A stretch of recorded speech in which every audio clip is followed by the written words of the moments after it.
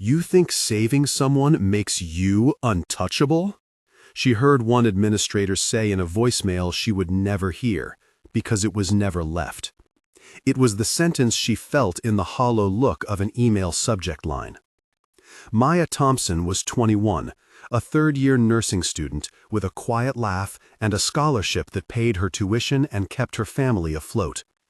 She missed one exam to hold a stranger's head steady as blood slicked her gloves and the ambulance siren climbed until it swallowed the street. She missed the exam, and in 3 days the university sent a single line that cost her everything: a revocation of the presidential scholarship for an alleged unexcused absence. What began as a choice between a classroom and a human breath became a case that pulled at privilege, policy, data, and the very definition of what an institution calls neutral. In a week, a video went viral. The woman Maya had helped was named Eleanor Pierce, and her husband sat on the board of a foundation that donated millions to the university. Suddenly, what looked like punishment looked like leverage, and a local complaint became an investigation with a federal echo. How did a single act of compassion turn into a public battle about policy, racism, and money? Who benefited? Who paid? Who decided that saving a life was an absence? The answer in this story is bigger than Maya. It is about a system that hides behind rules and the people who refuse to accept that the rules are the final word. The morning was cold, the air sharp against Maya's cheeks like metal. She left her apartment with a backpack, a thermos, and a head full of formulas. But before she reached the exam hall, she heard a thud and a scream. A woman in a blue coat had collapsed on the sidewalk at the corner of 5th and Hanover. The pavement smelled of wet leaves, and the woman's breath came in wet wheezes. People walked around as if the fall belonged to someone else. Maya knelt, the fabric of her sleeve damp under her palms, and felt the pulse like a tiny drum under her fingertips. A bystander shouted for someone to call 911, but the phone hands were fumbling. Maya knelt, flattening her palms behind the woman's neck, felt the warm grit of blood on her gloves, and remembered a single phrase from a clinical rotation: "Breathe with me, stay with me." Her voice was steady, low, and quick, and in the minutes that hummed between ambulance calls and car horns, she became the only world the woman had. A passerby aimed his phone, the camera blinking cold light, and later that clip would define everything. They wrote out the absence in cold institutional language. The scholarship office labeled her late entry as a failure to attend a final and invoked the absence policy, stating that missed finals could not be accommodated without prior approval. The administration attached a procedural form with citations of Clause 2.4 and a signature line. Maya read the email standing in the hallway under fluorescent lights that hummed with indifference. She thought of the woman on the pavement, of the way her fingers shook, and of the tiny scar on her knuckle where she had once cut herself while making dinner for her younger brother. The decision read like a contract designed to silence compassion. That was the shape of injustice in the first week. A rule looked like the final word, and a life saved looked like an absence. The rescue scene was raw and messy and full of small sensory details that would later be replayed in interviews. The concrete smelled of oil and wet leaves. The streetlight hummed a high single note. The woman in the blue coat had the perfume of roses mixed with the sharp metallic tang of blood. Maya's gloves stuck to damp skin, and the breath in her ear sounded like a radio through thick fog. She heard the ambulance like a distant stampede, then, closer, boots on pavement, the click of latex, and a voice asking questions in clipped professional syllables. The bystander with the phone had a voice like static and said she saved her, and the clip captured Maya's hands in the frame, a pair of hands cupped at the back of a head, a watch with a cracked face, and the tiny tremor of someone who expected applause but received paperwork. The scene held sight, sound, touch, smell, and an uncomfortable taste of copper in the mouth of the community. They called her into the scholarship office on a Tuesday. The room smelled of old coffee and paper. Dean Holloway sat across the table, his fingers pressed together like a gate. He was 61 with a voice that had practiced civility into a weapon. Provost Sandra Klein watched from the doorway, her hair pulled into a tight knot and a nameplate that glinted coldly in the fluorescent light. The dialogue that followed had the clipped cadence of policy and the rhythm of power.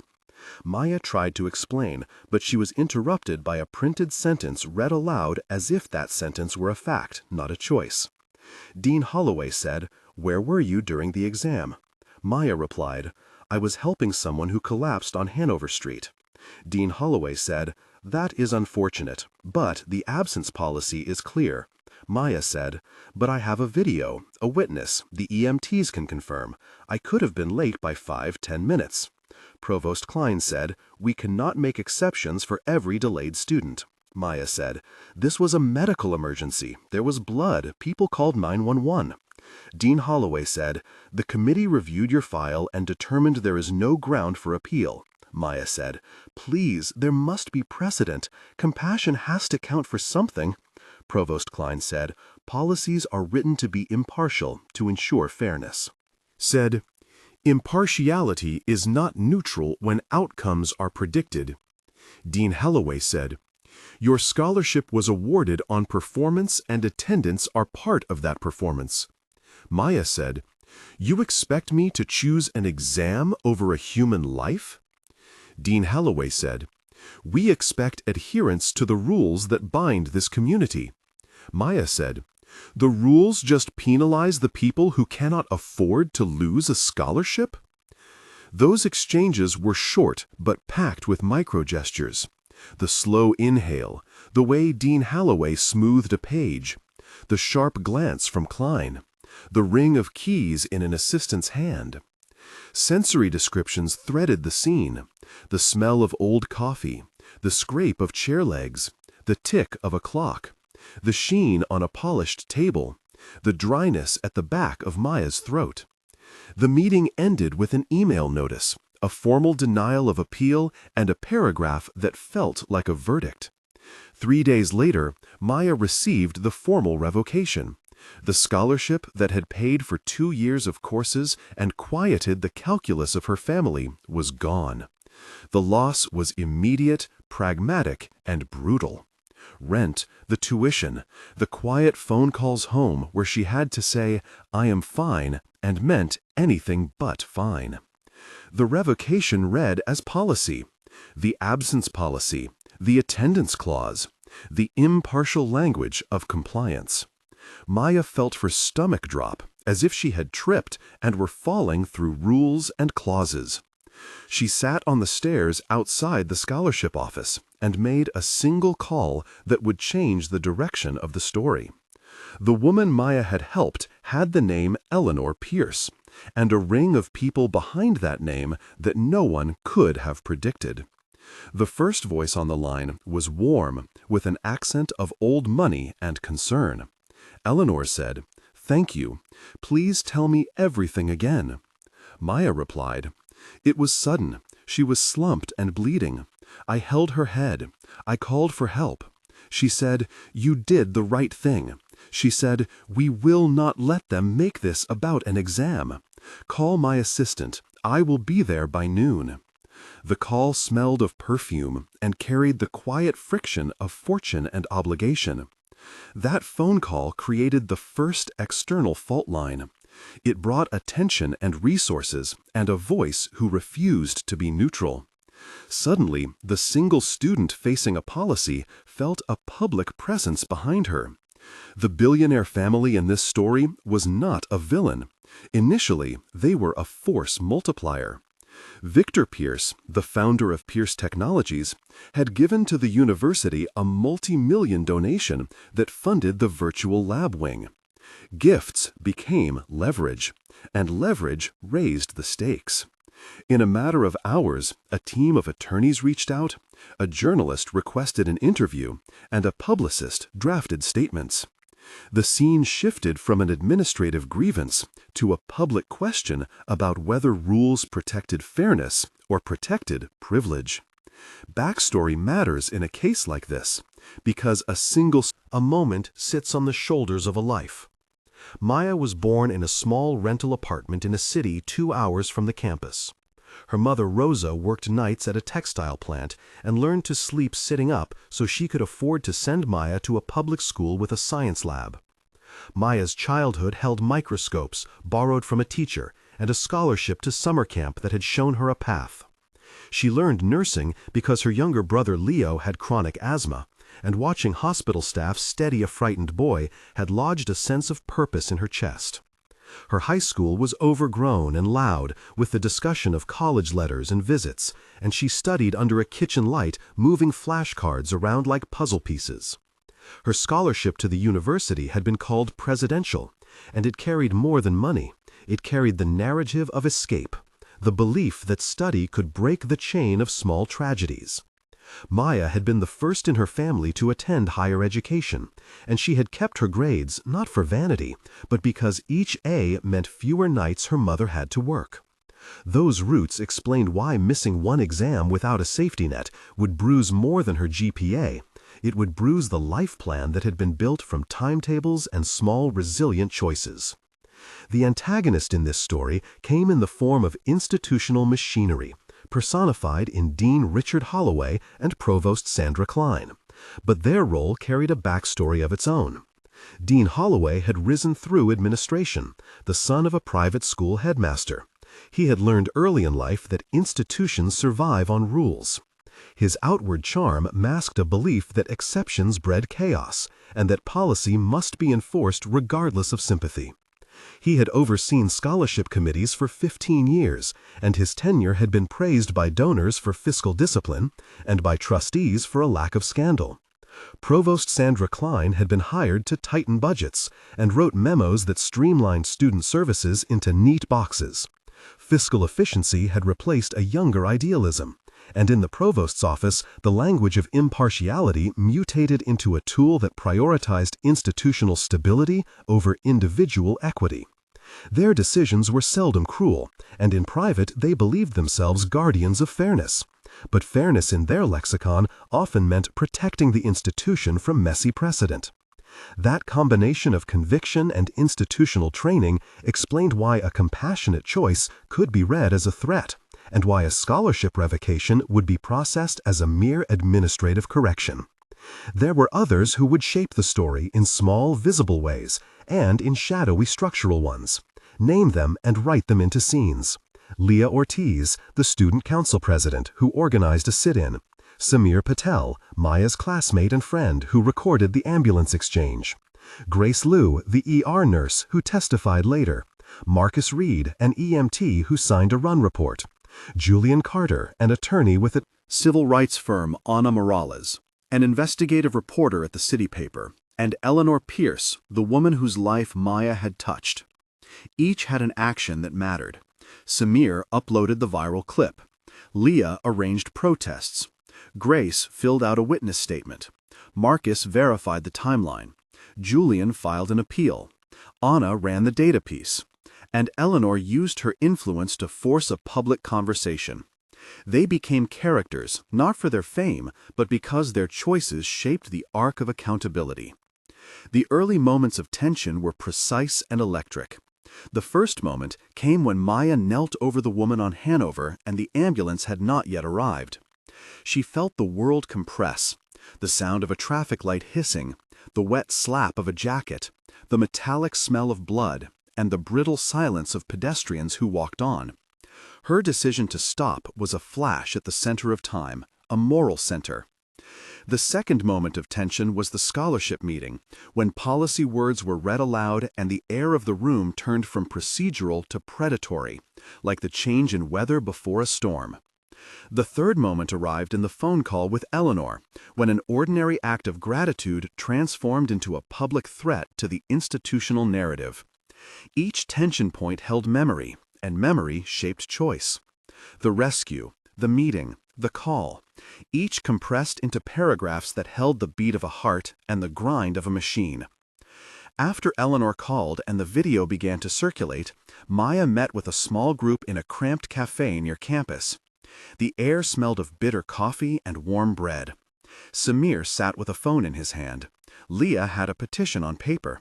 Julian Carter had an envelope of documents, and Anna had a recorder and a list of questions. The group planned the next moves.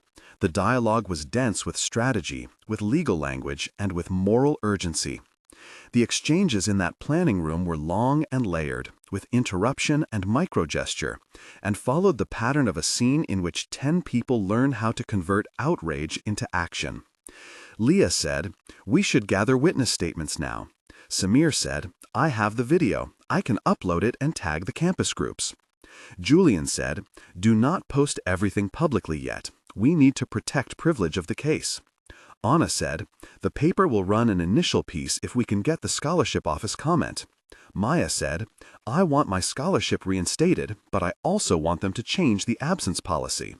Leah said, "We organize a protest on Monday at noon in front of the administration building." Grace said, "I will draft a medical witness statement and sign it." Marcus said, "I will pull the run report from the EMS logs and verify timestamps." Julian said, "We will file an appeal to the scholarship committee and include witness statements." Anna said, "I will request meeting footage from campus." Security and ask for any relevant emails under public records, Samir said. "I will create a hashtag that ties the video to a petition," Maya said. "We must be careful. We do not want this to be framed as a rich person saving a poor girl for PR," Eleanor said. "I will speak with my publicist and make a statement that supports Maya, not the university." They passed around paper notes, and the cafe's tiled table captured the trace of a plan. There were sensory details, the heat of the coffee, beating against palms, the slight stick of a paper sleeve, the rustle of a petition, the click of a pen. Plans carried a sound, and the room hummed with a collective breath. At the same time, the institution began to move. The scholarship committee convened and drafted a short statement that emphasized adherence to policy and thanked donors for continued partnership. The provost's office circulated a message that in tone balanced regret and firmness. The university's legal counsel requested that any recordings or public postings be flagged. A document labeled Confidential Counsel Memorandum moved through internal servers. The administration sought to preempt damage by framing the case as a regional misunderstanding and by releasing a pared-down version of events. In the weeks that followed, the narrative split. Some saw a student punished for an absence. Others saw a university protecting academic standards. The split fed social feeds and fed public argument. Data became a weapon. Julian and Anna worked together to pull 5 years of scholarship decisions under appeal and pulled percentiles on revoked awards. The numbers told a pattern, not a single incidence. The analysis showed that students from low-income neighborhoods had a higher percentage of revoked accommodations and that appeals were denied at disproportionate rates. The report compiled by Julian and Anna included charts and raw data and a technical explanation of how the absence policy functioned inside the scholarship review process. The technical note described the appeal workflow, the timeline for submissions, the thresholds for granting exceptions, and the common administrative language used to deny claims. It explained that the policy required prior notice for absences, except in cases where the committee received medical documentation within 5 days, and that the committee retains discretionary authority to grant exceptions, but routinely cited academic standardization as grounds for denial. The explanation made clear that procedural neutrality in the policy created a high barrier for students without access to rapid medical attestation and institutional advocacy. Those data points forced the narrative to enlarge. Protesters gathered on a gray Monday outside the administration building holding signs that read, "You saved a life, not a line," and "Scholarship, not silence." Leah organized a simple choreography of chants, a list of speakers, and a plan to deliver a petition to the board. The crowd smelled of rain and coffee and the sharp metallic tang of protest signs pressed together. Social media amplified the presence, and the university's mainline social feed received hundreds of comments in a single hour. Anna's article ran with a headline that framed policy as outcome and included the leaked council memorandum. The leak suggested internal concern about donor relations and the timing of the revocation. The community's reaction grew into pressure, and pressure created friction inside the boardroom where donors and trustees talked about risk management and reputation. The university answered with retaliation cloaked in procedure. They released an oddly timed performance review of Maya's on-campus employment in the health services office and initiated a disciplinary hearing on a procedural technicality unrelated to the Hanover incident. Documents surfaced that alleged a tardiness record and a minor breach of lab protocols months earlier. The language followed the institutional playbook, tagging behavioral issues and citing consistency. The effect was to smear her reliability and to give the administration an argument beyond the absence policy. The move felt punitive, like a counterstrike taken by an arm of the institution that had lost the narrative edge. The timing suggested coordination, and the legal team considered it part of a strategy to brand Maya as unreliable in public eyes. That counterattack set one of the story's largest moments of tension. In a cramped hearing room with a table of microphones and the hum of cameras outside, Maya sat flanked by Julian and Leah. Dean Holloway introduced a stack of memos, and Mandy from HR read into the record a string of infractions. The air regained the smell of old coffee and fluorescent light. Maya's testimony was a cliff edge she had to cross, and each sentence sharpened the room. Her voice was steady at first and then cracked, and the sound made the cameras lean in. The tension built as witnesses disagreed and as Marcus Reed, the EMT, verified the timestamp on his run report. The crowd outside pressed closer. The hearing grew into a performative battleground for public sympathy and institutional authority, and Maya stood at the center of the storm. The legal procedures now demanded clarity. Julian filed an appeal to the Scholarship Committee and initiated a complaint with the university's Independent Review Commission. He also filed a preliminary complaint that sought an investigation into whether the revocation violated the university's own policy of equitable accommodation. The complaint asked for emails, internal correspondence, and any communication that showed preferential treatment for donors-related cases. The legal steps were methodical and included requests under public information statutes and a threat to escalate to Title VI federal oversight if patterns of discrimination were found. The legal explanation had to translate policy into practice and show how ostensibly neutral clauses produced disparate harm for low-income students. A 300-word procedural summary in the public record explained the appeal timeline, the burden of proof, and the thresholds for committee reversal, making the legal pathway accessible, not arcane. Public sentiment shifted again when Eleanor Pierce held a press conference outside the administration building. She stood in a tailored coat, shoulder lifted, against the wind, and her voice cut through the assembled microphones. She described in measured tones how she had been assisted and how she had seen Maya steady her head. She spoke of the outrage at the revocation and of a personal decision to press for accountability. Her husband, Victor Pierce, donated through his foundation to support a legal fund for students who faced similar punitive measures. The optics were complicated here. Some saw a billionaire using influence, others saw a wealthy ally catalyzing reform. The arrival of money into the case changed dynamics and injected a new set of actors: institutional donors who whispered fundraising consequences, and trustees who recalculated reputational risk. A separate moment of tension arrived when the university announced a surprise board meeting and a live-streamed session that would hear public testimony. The announcement brought crowds and a cascade of preparatory work. Maya rehearsed her testimony with Julian pacing like a lighthouse keeper timing currents. He coached phrasing, framed legal points, and smoothed emotional edges. They rehearsed how to answer a question about privilege and reform, and about why compassion could not be left to chance. The night before the hearing, Maya barely slept. Her hands knew the texture of the podium. The morning smelled of rain, and the room filled quick with a tenseness that felt like a held breath. The hearing itself was a careful choreography of voices. Trustees probed and pressed, the provost defended the policy, and members of the public testified with passion.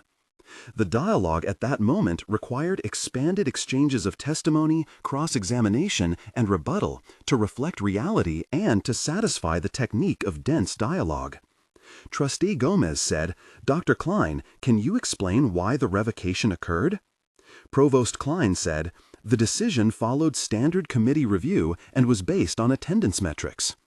Trustee Gomez said, "Were there communications with donors regarding this case?" Provost Klein said, "We cannot discuss private donor conversations publicly." Julian said, "We have released emails that show multiple references to avoiding donor fallout." Trustee Gomez said, "Were alternative accommodations considered?" Provost Klein said, "The committee considered the existing supporting documentation and found no timely medical attestation." Anna said, "To clarify the record, can we confirm receipt times for the EMS report?" Marcus Reed said, "The run report was submitted within 24 hours. It shows the time of arrival at 8:19. Maya said, "I held Miss Pierce's head. I asked her to breathe. I was there until the ambulance took over." Dean Holloway said, "The committee cannot base accommodation on social media posts alone." Eleanor said, "Social media did not save my life." Leah said, "This case is not about a single exam, it is about patterns that penalize students with fewer means." Trustee Gomez said, "We will take all testimony into account and convene an independent review." That exchange had the cadence of a courtroom and the textured detail of voices leaning forward, gestures, hands on papers, coughs in the Sensory details filled the scene. The click of a recorder, the small tremor in Maya's fingers, the cold slap of air conditioning. The hearing's public nature meant that words became a currency and testimony became a lever. Eventually, the board voted to convene an independent review commission and to pause any further disciplinary action until the commission rendered initial findings. The pause was a conditional victory, a breathing space that allowed the story to morph into a wider national conversation. The commission requested documents, witness statements, and access to the scholarship committee's deliberations. A small independent audit firm was engaged to analyze past patterns and to issue a public report. The commission's initial report was a turning point. It compiled 3 years of case decisions and included statistics that showed a pattern of denials concentrated among students from lower socioeconomic backgrounds and among those who sought accommodations without immediate medical documentation. The report described systemic issues, how a rigid deadline disproportionately impacted students with limited access to emergency certification, and how discretionary authority without transparent criteria enabled inconsistent outcomes. The technical section explained the methodological approach, the sampling framework, and the statistical significance of disparities across demographic groups. The findings landed like a ledger. They translated anecdote into systemic evidence. The university's PR team issued a statement acknowledging the report and promising reforms, but the language felt measured and conditional. Critics argued that promises had to become policy, and policy had to be structurally altered, not cosmetically edited. Retaliation did not cease. New allegations emerged in a leak. A supposed breach of laboratory protocol from months prior was circulated by anonymous sources close to campus security, and the university held a closed disciplinary session that sought to remove Maya from clinical rotations. That move would have ended her ability to complete practical requirements and would effectively postpone graduation indefinitely. The tactic followed a predictable institutional script: escalate through procedural charges to impose maximal friction on someone who had become a public challenge to policy. The community saw the move as punitive retaliation, and the pressure widened the gap between public opinion and institutional posture. Another major tension moment arrived when the leaked security memo claimed Maya had previously been warned about tardiness.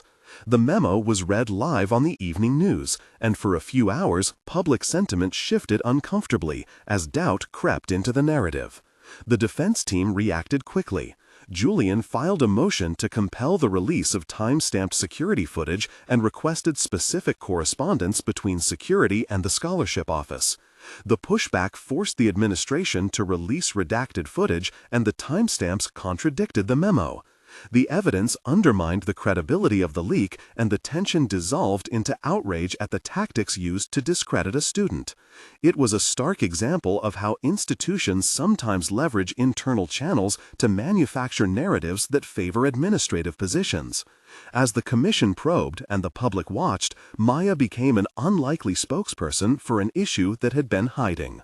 Invisible to many, she gave interviews with Ana Morales and with a national news outlet, and in each, she repeated a phrase that became a refrain. "You saved a life, not an attendance record." The repetition acted as a moral echo, and the phrase traveled beyond the campus. It would be used by student groups, by civil rights organizations, and by a new petition that sought a formal revision to the absence policy and a creation of a compassionate accommodation fund for students who acted in emergencies. Eleanor Pierce's role shifted over time from grateful patient to active advocate. She used her foundation to seed a fundraiser that underwrote legal fees for a group of students with similar grievances, and convened a donors meeting where she argued that philanthropy should not protect institutions that punish compassion. Her intervention highlighted a paradox. Money can both entrench power and facilitate accountability, depending on how it is used. Her husband Victor accepted an invitation to speak at a public forum about donor responsibility, and the optics of their involvement complicated the narrative further. They were not villains in isolation, but they were leverage, and leverage prompts institutions to account. The audit and commission work culminated in a public hearing where recommendations were presented.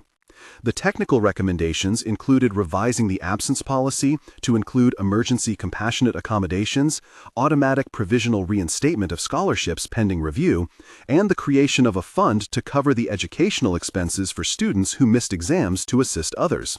The legal language suggested transparent criteria for discretionary decisions and required an independent ombudsperson to monitor appeals.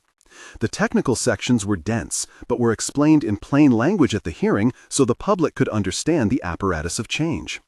The procedural summary included clear steps, timelines, and metrics for compliance, and required annual reporting to an independent oversight board.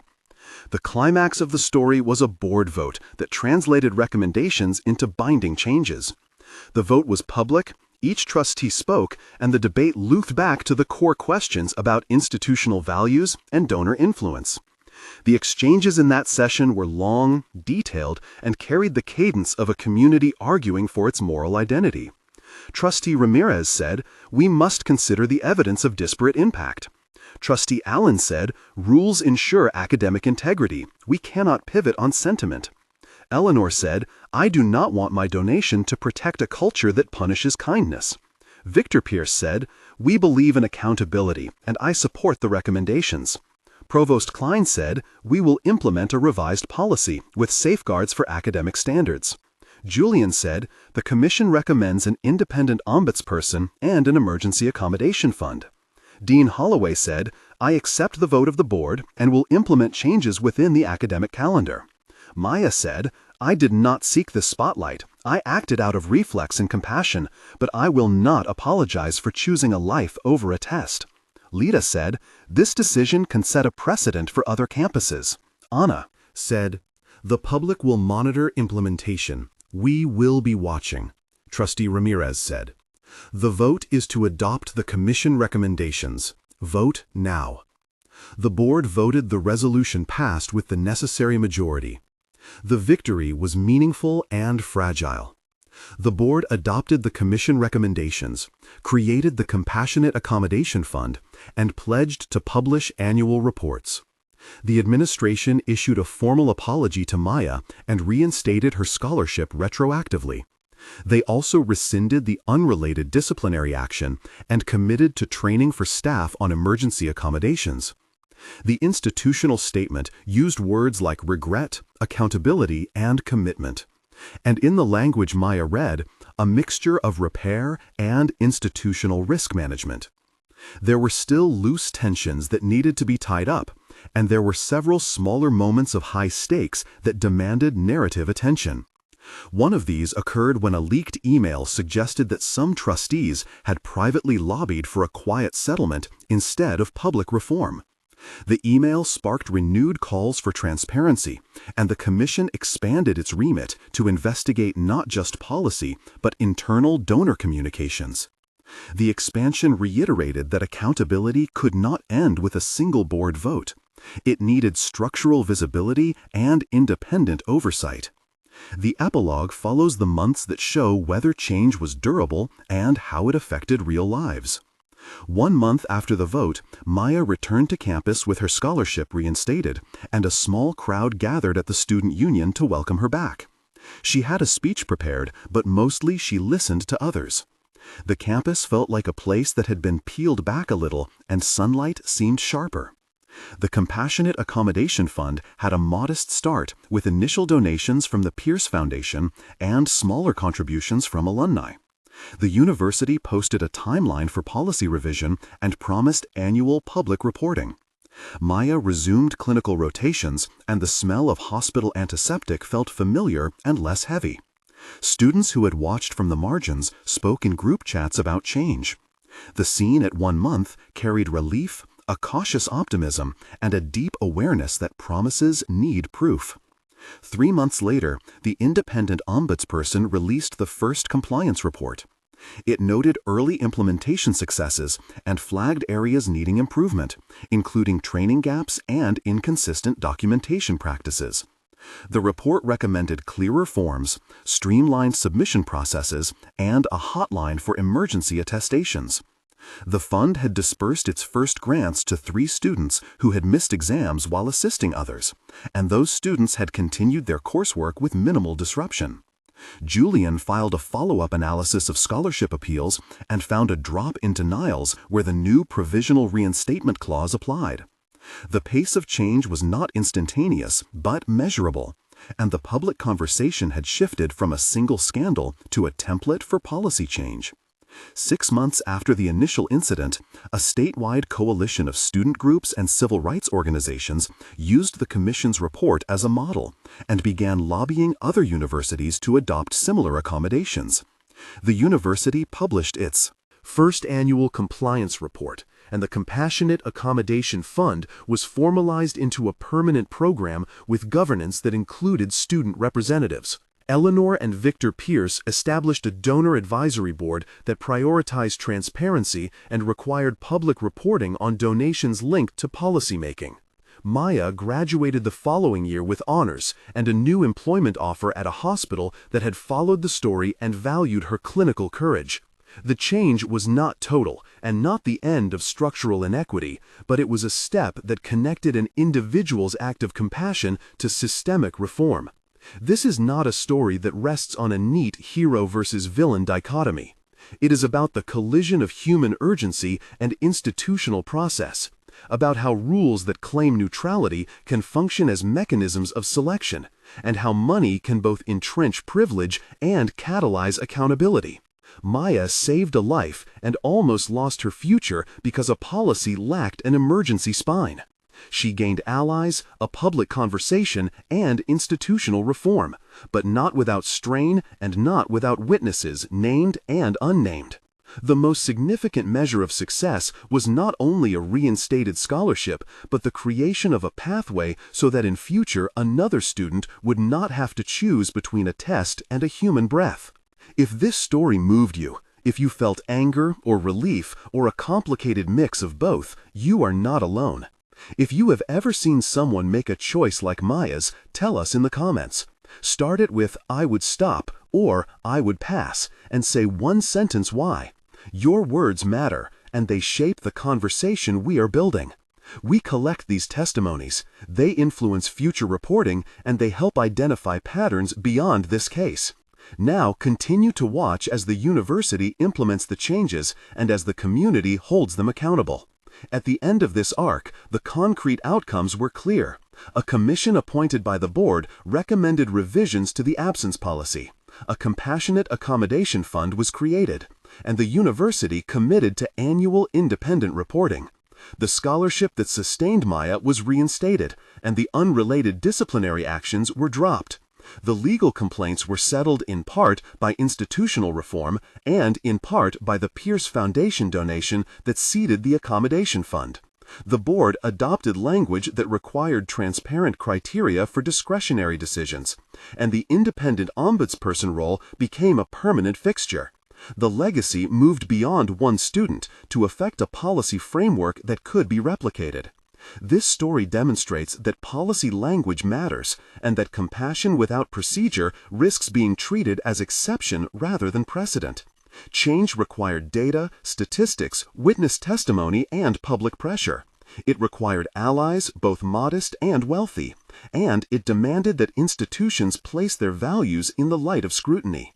The final line is simple and true. You saved a life, not an attendance record, and the world changes when people refuse to let rules be the last word.